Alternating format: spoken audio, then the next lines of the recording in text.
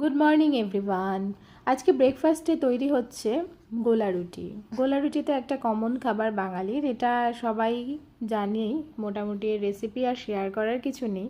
তবে এই গোলা রুটিটা আমরা রসুনের চাটনি দিয়ে খেয়ে থাকি, তো রসুনের চাটনির রেসিপিটা নেক্সট টাইম কখনো আমি তোমাদের শেয়ার করে দেবো। এটা বাড়িতেই বানাই আমি, একদম ভালো হয় খেতে। তো চলো, আমি তো ব্রেকফাস্ট করে নেব। সকালবেলার ব্রেকফাস্টে একটু ভরপুর পেট থাকে আমার, মানে ভরপুর পেট রাখতে চাই, তার কারণ এরপর আমাকে একা হাতে সব কিছু ট্যাকেল করতে হয় গোটা দিনটা। তো যাই হোক, পর্দাটা সরিয়ে দিই, জানালাগুলো খুলে দিয়েছি।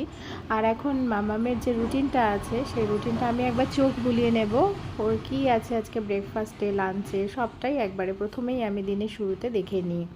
তো চলো খাবারটা তৈরি করব। আর ওর বাবা যেহেতু আজকে তাড়াতাড়ি বেরিয়ে গেছে, তাই আমি ওকে কোনো রকমে ভোলানোর চেষ্টা করছি।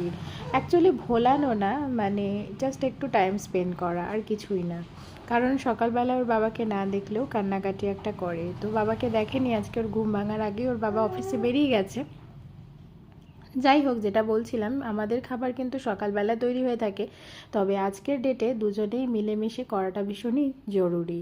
তো আমরাও জেনারেলি দুজনেই মিলেমিশে কাজ করে থাকি।